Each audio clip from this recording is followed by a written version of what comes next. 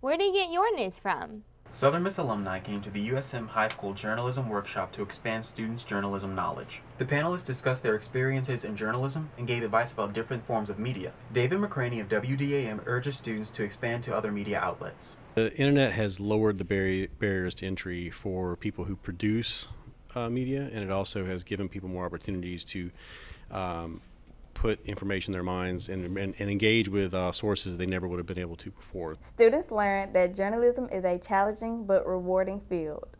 Carrie Leggett of WDAM encourages students through her honest experiences and passion for journalism. Here comes the panic.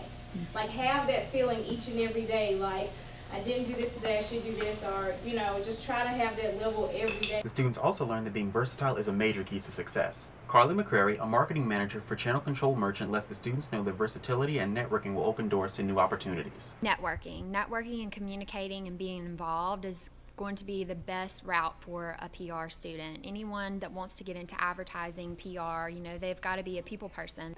Journalism comes in several forms, whether it be in print, on camera, or just interacting with other people. And although pursuing journalism takes work, the skill set that you acquire is more important than any other degree.